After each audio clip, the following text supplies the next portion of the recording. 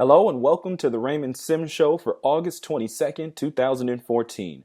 I'm Raymond Sims. Today I'll be talking about how the kids are all right, the end of an era on the South Side, how a group of tigers mauled their way to the top, and I'll tell you what has taken over my soul this past couple of days. But before we get into that, this show is brought to you by SimsColiseum.com, so be sure to check out that site. Also be sure to check out the Sims Coliseum social media channels on Twitter, Facebook, and Tumblr. And most importantly, don't forget to like and subscribe here on the Coliseum Sports Network YouTube channel.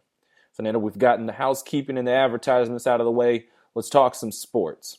Now, the first thing I'm going to start off with is the Little League World Series. It's August. This has been an annual tradition for years on end, and now it's back.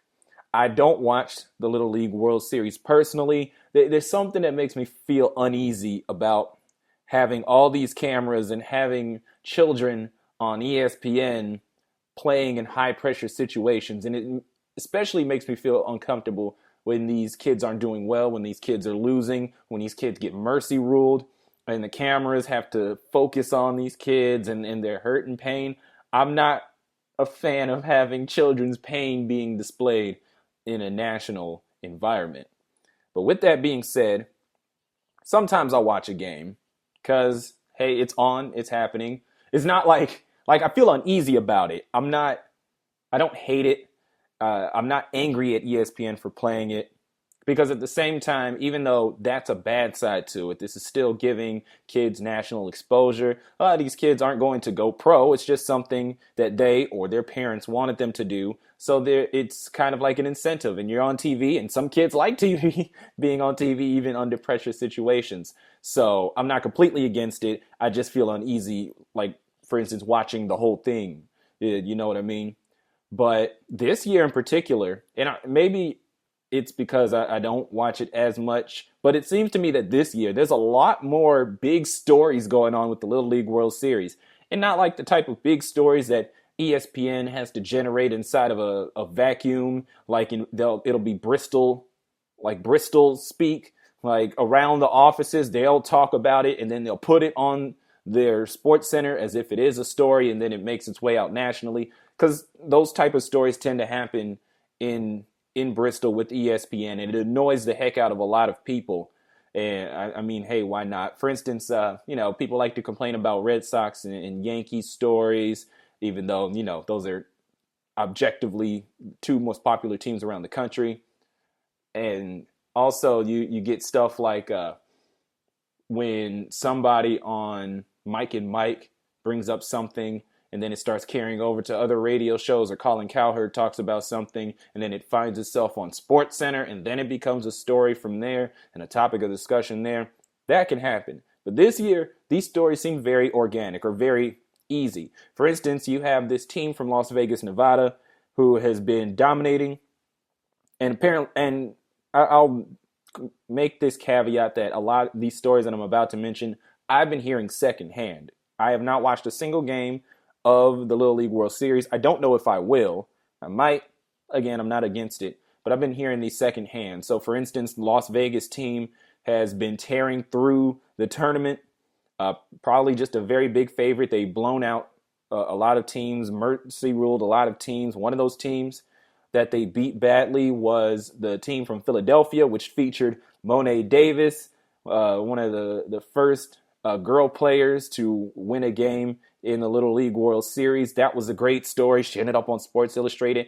I think that's wonderful. And then also there's Jackie Robinson West, who was in the tournament last year, the year before, one of those that I watched, and they made it a long way. It was a story that carried a lot here in Chicago, and it's carrying again this year as they're trying to make their way through the tournament. I believe they will be playing Las Vegas in the U.S. Championship, which I think is today, because the U.S. International Championship, I think, is tomorrow, to my understanding. But yeah, Jackie Robinson West is a big story here in Chicago, and it's especially big on the South Side because the Coliseum headquarters is on the South Side of Chicago. So a lot of talk has been going on there, not just nationally.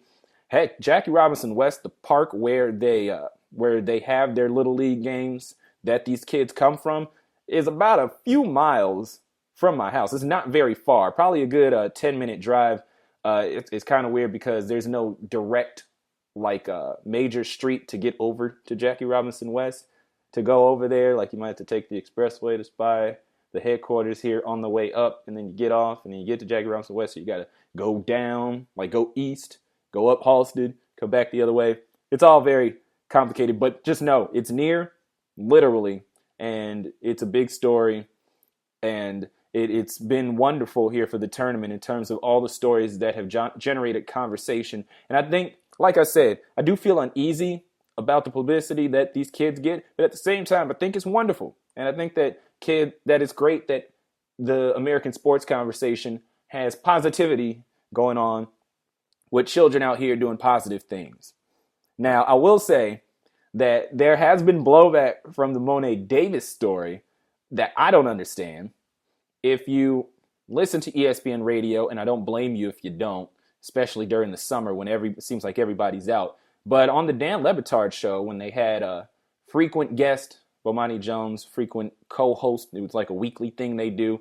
He was guest hosting on Monday or Tuesday, and he was talking about a whole bunch of things. It's an outstanding show. You have to go to the WAXY website where the Dan Le Batard show originates out of to catch the podcast of that. It was the 20th, so that was Wednesday. Go check it out. It was a wonderful show all around for a guy who guest hosts, and for a guest host, probably one of my favorite guest hosting spots ever. In up against the other ones that he's done that are awesome. But he's making a very good point about the whole Monet Davis coverage. That while a lot of people are like, "Hey, that's great! It's a girl doing great in baseball and it's wonderful and maybe it'll inspire more girls to play because they might see someone that relates to them." There's also been a lot of people saying, "Why is she getting all the coverage? There's the Vegas team. They're the ones dominating the tournament. What does it matter if she's a girl?" And it surprises me that there are people out here, sports fans in particular, male sports fans in particular, that are out here trying to block the shine of a young girl. That's the other thing that bothers me about the coverage of kids, is that we are a big country, 30 million if I'm not mistaken, and a lot of people, a very high majority, are very happy for all of these children, not just Monet, who is breaking some barriers, but for all the other kids in general. But out of these 30 million, there's a sizable amount of haters. And probably at this era of American history, there's probably even more haters right now because the morale of the country is on the lower side because of what we've all been going through. So there's even more haters than normal, which means that there's going to be a number of haters hating on things that shouldn't be hated on. Like, in a country like ours, there's going to be people that are actually against happiness and sunshine and puppies and children. And they're out, and they have Twitter accounts, and they have social media accounts, and they get jealous and throw out stuff for no reason, like, why are we giving all the shine to Monet, even though she is doing something that hasn't been done before? They're missing the forest for the trees in that aspect, and they're talking as if people can't be excited for more than one thing. So even though people are excited for Monet, they're also excited for Jackie Robinson West. They're also excited for the team from Las Vegas. They are also excited for these other teams that come from these other regions and all these kids that have played hard. There was a lot of mileage out of the speech that the coach from Rhode Island, I believe, gave, because that was a very touching speech to the young boys that he had been coaching for a long time, and now it was his last year. You can be happy about more than one thing. You can praise somebody for doing things that they haven't been done before, but don't tell that to these haters that are always throwing out stuff and, trying to block shine of people doing great things. And not just 13-year-old girls, but we see it all the time in sports. It's kind of inherent with the type of climate that we live in. And, hateration tends to get a lot of mileage in the world of sports. And it kind of makes me sad. But I'm happy for these kids. Best of luck to Las Vegas. Best of luck to Jackie Robinson West. Best of luck over at the international bracket. I don't know who's playing in that. But hey, I just want these kids to have a good time and to play hard. And whoever wins, wins. And I wish these kids the best in all their future endeavors, because Another inherent thing of the Little League World Series, we're probably looking at some kids that we're going to be seeing at the major league level and also at the minor league level. So there's no doubt these kids are coming to a town near you. Just show them some love now. Don't block the shine. Don't hate on these children while they're young. Stop hating on kids. Stop ruining them for the rest of the world. But yeah, Little League World Series. I've talked more about it than I've watched. The length of this segment, and I don't know if you were keeping a stopwatch on it, has lasted longer than any moment that I've watched the Little League World Series this year. So it's 0 minutes compared to I don't know how many minutes this segment was. But moving on to grown-up baseball, and I'm going to talk about another story here on the South Side that just happened yesterday. I didn't know it happened yesterday until early this morning. I just stumbled across it. Second baseman Gordon Beckham has been traded to the Los Angeles Angels of Anaheim in exchange for a player to be named or cash considerations. So translation, Gordon Beckham was shipped off from the White Sox for nothing. I was looking up stories about the Gordon Beckham trade, and I've seen plenty of them from the Chicago side as people are recapping the 5 years of Gordon Beckham in Chicago at the major league level. I haven't seen any on the Angels side.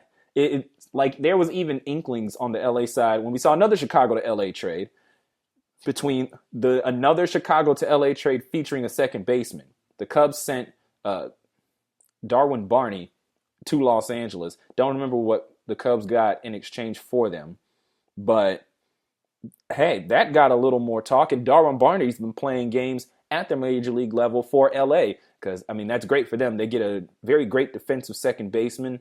His bat, he's never been able to find it. But, hey, he's great with the glove. Gordon Beckham, not so much. He struggled. He had that one good time when he first came up to Chicago in 2009 or 2010. And he just has not been able to find it ever since. He's been okay defensively, and he's been awful offensively. He's no Darwin Barney, he is not. The only reason that Darwin Barney is still employed and is able to be called up at the major league level is because he is so good defensively. Like, his bat is a liability, but hey, if you stash him away in the 8th spot since he's in the National League, can't put him 9th, or if he's bad enough with the bat, you might have to put him 9th. That's made up because nothing really is going to get past him. Like, by advanced defensive metrics, Darwin Barney is very good being a defensive second baseman. That saves him. Gordon Beckham does not have that type of security, which is the reason that nobody is talking about what Beckham's going to mean to the Angels, especially because you have Howie Kendrick, who's already starting at second, and then Eric Ibar, who could probably hold down Kendrick whenever he needs a spell, especially here down the stretch when the Angels are trying to win a division pennant, or get into the wild card. Actually, I think they are leading right now, so they can get the pennant, with the Oakland struggling and the Mariners threatening for the wild card. So nobody's talking about what Beckham can do because he's been very The White Sox have been over the past couple of years, and they're trying to make a change here. They're trying to do what they can. Beckham, they gave him a chance over 5 years, and he just hasn't been able to do it. And it's hurt a lot of people. In the front office, they didn't want to do it. That's why he's been around for 5 years. Usually, guys are shipped out earlier. The switch is pulled a lot sooner, but they wanted Gordon Beckham to work. He was such a highly touted prospect, but 5 years is more than enough to see what a player can do. So best of luck to him moving on. But yeah, it hurt the front office a lot. For me, I'm very meh about this. Like I just said, he's very and because of that, and the reason for that rather is because I, as a White Sox fan, I need somebody to produce, and he was not producing. There was nothing about him that had me feeling bad that he's gone, especially this year. He wasn't coming through, and like I said, I want the best players out there, and I'm very patient with young players. So if they're struggling, they just need time to develop, and you give them enough time. I'm fine with that. Beckham has had more than enough time. 5 years in, not doing it. Bye, Beckham. So I'm fine with that. I want my team to do well. I want them to develop, whether it's organically through the farm system or bringing in people through free agency and buying your way to the playoffs, whatever. Do what you can within legal means, and I just need the White Sox to win. They already have a 1-0 championship lead on the Cubs over this 100-year span, but we need a insurance championship before the Cubs become contenders because their prospects are coming. Their prospects are developing. So the White Sox would need to get one more before the Cubs get there so I can continue to trash talk moving forward. So what does that mean for the White Sox? Well, they have a couple of guys down in AAA Charlotte that they're probably going to bring up more than likely, especially with the roster expansion coming up in about a week and change. September roster expansion last month. So that's going to bring up a couple more prospects that'll probably get some shine. But more specifically, at second base to replace Gordon Beckham, you'll have Marcus Semien and Carlos Sanchez. Now, Semien was already up here. If I'm not mistaken, he started on opening day. If I'm not mistaken, I'm gonna have to check here. But he's played 43 games for the White Sox, so he's had some shots, but he didn't do well at the major league level. He was batting 219. So he's definitely going to have to step it up here when he gets called up. 43 games, 218 batting average. So he wasn't looking good at first. He was sent back down to Charlotte. He was, in fact, the opening day second baseman. So the White Sox have a lot of faith in him, but he just couldn't bring it that first time around. Sometimes you do need to you get your major league opportunities. He also did play at the end of 2013. But you got to get those major league at bats and get some shots. You go back down, you fix what was broken, and you come back up, and maybe he will stick. But he's been struggling at AAA. He's batting 253, which is just below average, if I'm not mistaken. So he's been a little But there's another guy, Carlos Sanchez. He has only played 5 games for the White Sox. So now he's down in Charlotte, and I think he's been down the entire year except for those 5 games. He's batting 293 down in Charlotte. So he's looking good, and maybe that will turn into something in September once he comes around, most likely, or next year. Like, Sanchez is really going to get his big shot. Semien has had his, and maybe this time coming up from the minors will really help him. Hey, if Semien and Sanchez can produce, then we'll have a very good problem in trying to figure out who's going to be at second base moving forward because both players are doing so well. Or they could tap out. They might not be very good. And the White Sox will probably have to either draft another second baseman, or maybe they'll have to bring in somebody through free agency. I don't know. Like I said, I just need people to produce. Just please. Because it's been very hard watching the White Sox over the past couple of years, and especially when you have an announcer that's as big a homer and as big a whiner as Ken Hawk Harrelson. I don't know how I get through the years. Well, I honestly, Farmer and Darren Jackson down on the radio side are not good, but they're entertaining, and they do it for me because Ed Farmer's humor is drier than Tucson in August, and Darren Jackson's just weird, and that works for me. So that's how I've gotten through the years. But I just need people to produce, and I need them to play very well. Also, now that the Beckham era is over, and they're trying to figure out what to do with the second base, and so that'll unfold as it will. The White Sox really need a new catcher, because now the Beckham era is over. Can we get the Flowers era to end? He's batting 237. And, I mean, he's been all right at catcher defensively. But like I said, you need offense, too, that can save your soul. And Flowers, by defensive metrics, he's not blowing away the world. So I need a catcher with a bat. And Adrian Nieto is not that either. That name does not inspire any excitement for me. When Nieto starts, I'm like, no, thank you. Can I return that? Can I return this, please? I have the receipt. I thought Josh Fegley would be the one, but he had that hot start last year, and then he just burned out, which is unreal. I was just looking online before I went on the air here, looking at who's available in the market for a catcher over the winter, and the top 9 that I looked at, like it was a ranking the MLBDepthCharts.com, which I used for my tournament in terms of trying to figure out which players were active and which ones weren't. But they also have a section where they look at upcoming free agents. And in their rankings, all the free agent catchers that are worth their salt are 30 and older. Russell Martin, that was one that seemed really cool. He's batting .281 this year for Pittsburgh, so he's built himself up from the 2 rough years that he's had previous. So, hey, maybe he'll be worth a look at catcher, though I don't know the White Sox finances. That's going to require a little more research from me. But hey, at least Carlos Rodon, he's getting some looks down in Charlotte, and maybe he'll be part of the 40-man. And we might have another ace on the staff soon enough. Who knows? Well, not we. They will have an ace on their staff soon enough. So, who knows? Just goodbye, Gordon Beckham. Don't let the door hit you on the way out. Catch some good sun rays down there in Southern California. Best wishes to you. So, more baseball. It's my last sports topic here. If you've been keeping track here on the Coliseum Sports Network, you may noticed that the Coliseum Baseball Tournament has been completed. Took almost a month. Very stressful. I had promised double headers for a very long stretch of the tournament that I could not deliver on because trying to film and then air 2 games every day continuously up until a certain point proved to be too much, quite honestly.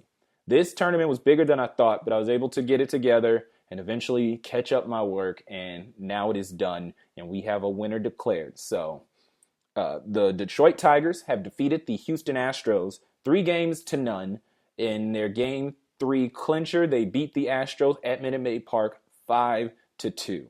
So the Tigers ended up outscoring the Astros 11-2 over 3 games, and the Tigers, after losing the very first game against the Cubs, which according to my analytics is still the most popular video of the tournament, and I thank you guys for watching it.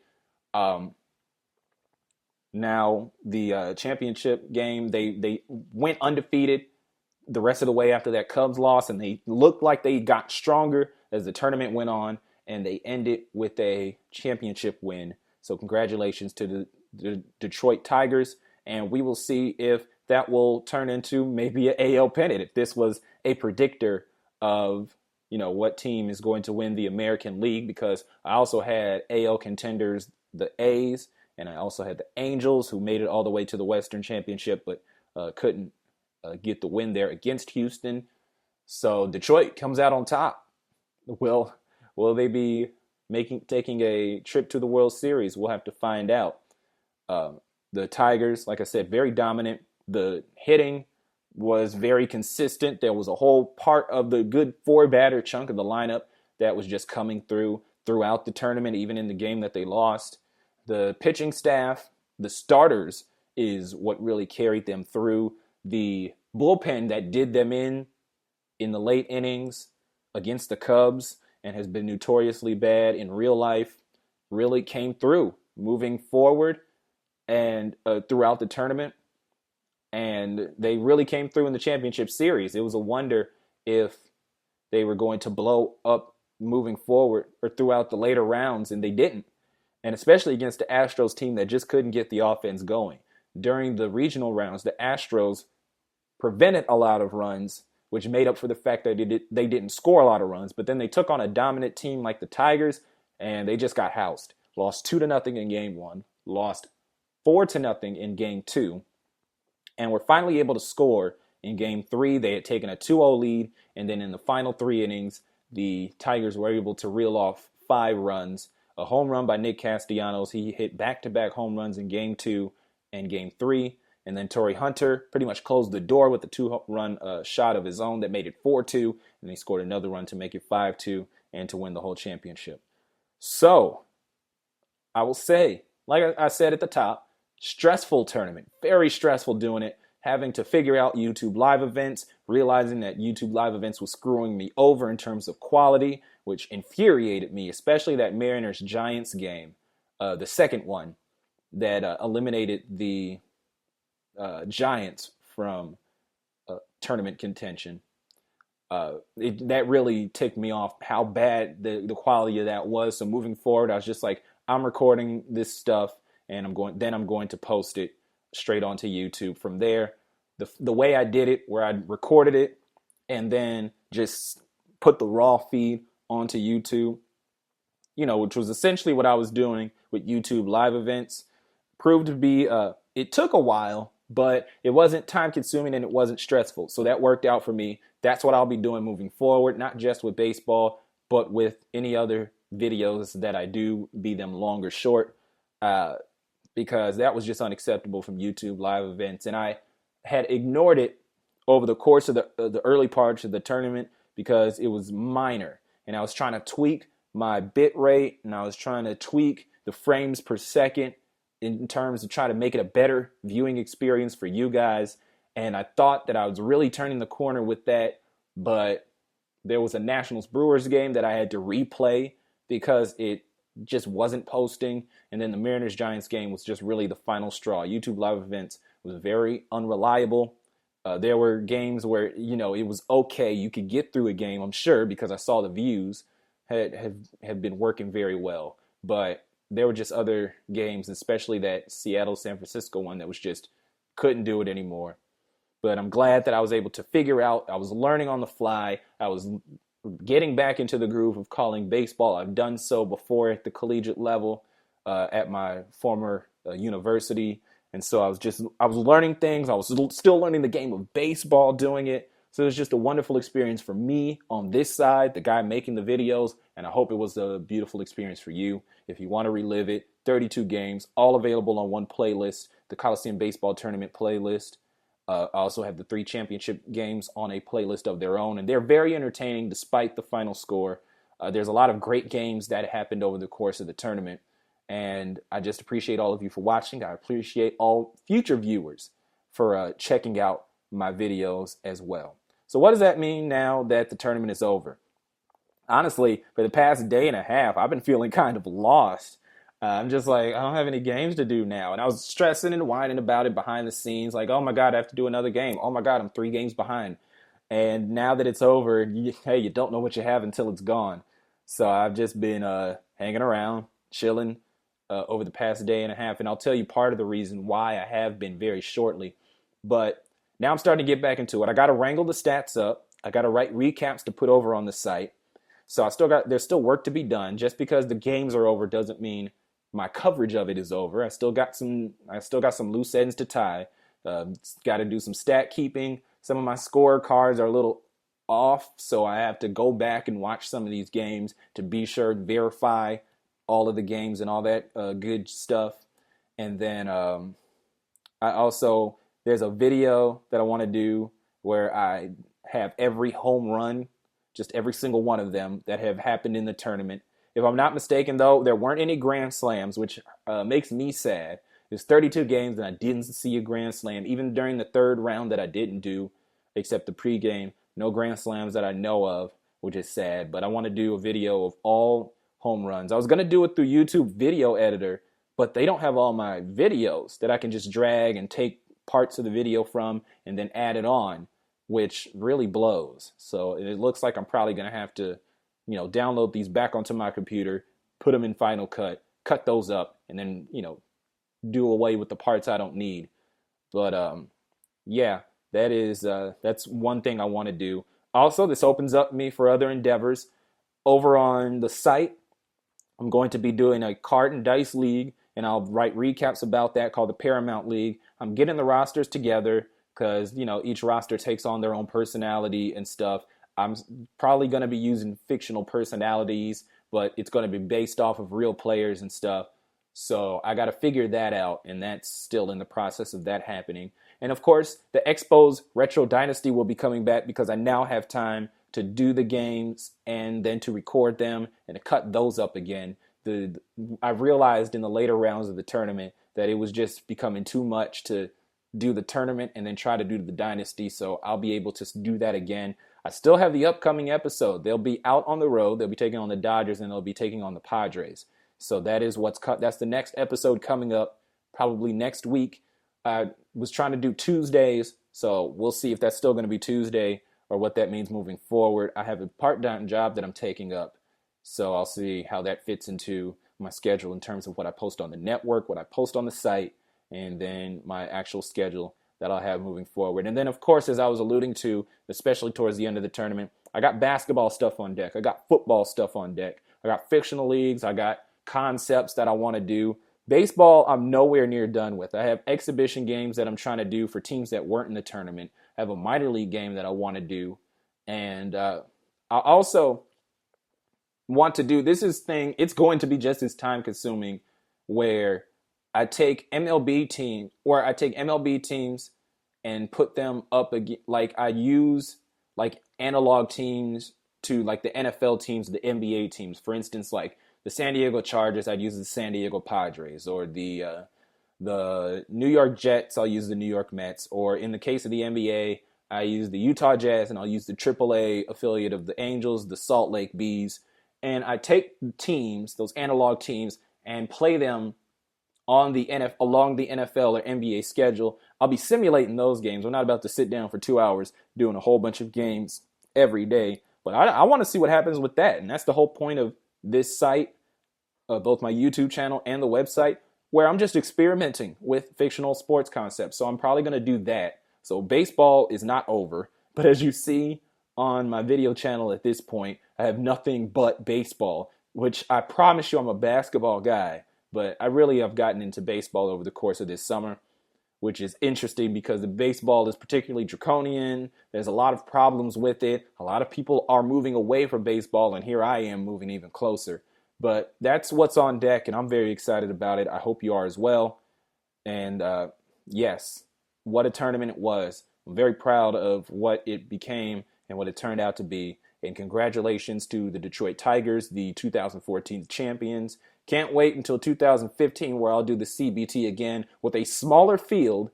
And, of course, congratulations to all the 2014 participants, all 16 of them. Just a wonderful tournament. Very proud, and a great way to bring in what has been the summer-long rebrand of the Coliseum Sports Network. Lastly here, I want to talk about the thing that has taken over my soul over the past couple of days. On FXX, which is the new channel, the spin-off channel to FX, it's a premium cable channel, so it's on like a certain package. It's off in the 400 probably if you have for most of your cable packages. They are running a Simpsons marathon where they have aired from 9 a.m. Central yesterday, Thursday, and they'll be doing it all the way through September 1st, I believe, airing all 552 episodes of The Simpsons. And they're doing that in celebration of syndicating The Simpsons. And they'll also have an app where you can, I believe, where you can watch every Simpsons episode ever, all of the 552 that they're showing. And so I've been sucked in by this marathon. I've seen every Simpsons episode up until probably 2004. Some of these later seasons I've been a little iffy on in terms of quality, so I haven't seen every single one of them, especially the past couple of seasons, because I've been having to be busy doing stuff, being in college at the time. But for the most part, I always watch The Simpsons. Definitely one of those shows that I never get tired of, no matter how many times I've seen an episode. So I've been watching that. Of course, I've been sleeping. I'm not about to binge watch. You can't do that. It's impossible to stay awake and not eat or sleep over 12 days. So I'm not that going to be that crazy over it. Apparently, there was once a world record where two people watched Simpsons episodes for like 86 straight hours. Now, I'm not that kind of guy, at least not with The Simpsons. I can do that with sports, maybe. And I'll be doing that moving forward. That's another future project. I'll be doing that with the WNBA as well, because I'm going to write some stuff about the WNBA season, which is currently in its playoffs. So I'm going to be doing that. But, I can't do that with The Simpsons. Just not possible for me. So I've just been watching episodes, living back stuff that I've seen on syndication, and watch some of these episodes that I saw live, especially from the 1997 to 2004 range, when I would watch these episodes live, and then the live ones that I watched in these later seasons that will be coming around very soon towards the end of the marathon. But yeah, I've been sucked in. On Thursday, my productivity was pretty much zapped, because I was pretty much watching The Simpsons, and I was also on my computer just doing random stuff. So that didn't work. But today, I'm pulling myself back up before the weekend, and I have been, working on this show here and just doing sports notes for that. and I'm gonna, of course, like I said, I got work to do to prepare for next week and to you know, work on some stat stuff for the rest of to close up the loose ends on the tournament. So I'm getting back into it, but starting off, this marathon really got to me, and I think it's just plain wonderful. It's just wonderful. I've really enjoyed The Simpsons as a show. Surely over 25 seasons, the quality will dip at times, but I'm very appreciative of it. I'm looking forward to this 26th season, especially considering that they will be starting the season with a Family Guy Simpsons crossover that from the trailer that they have released looks very entertaining. I'm looking forward to it, and maybe you are as well. If you enjoy The Simpsons, tell me about it in the comments. When do you think it fell off? And do you still watch regardless of it? Uh, Also, as far as the other topics I've talked about, very baseball heavy, but hey, it's still the summer. Do you enjoy the Little League World Series? What do you think of the White Sox? Are you a Cubs fan? I'm sure you're dancing over the fact that Gordon Beckham has been shipped off, and now the Sox have to figure out their second base situation when it seems like the Cubs have theirs figured out for now. So, Cubs fans, you can talk your trash. Just keep it civil. If you're a White Sox fan, what do you think? Who do you think they should pick up at second base or at catcher? What do you think of Rodon, who's probably going to get a call up in September? And then for the tournament, if you've been watching it, be sure to check it out. The two playlists, the Championship Series playlist, which is 3 videos long, and the CBT playlist, which is the championship and the other games, that's 32 games long. What was your favorite moment of the tournament? Or what do you think I should do better with the coverage? What did you think of the choppiness of the live games and the quality over the course of the tournament? Like I said, was your favorite moment? Who was your favorite team? What did you think of their performance? I mean, these are computer analogs playing these games. So at least you can yell at the virtual guys without worrying about hurting their feelings or whatever. Did your team do well? Did they not? Let me know in the comments, people. Let me know.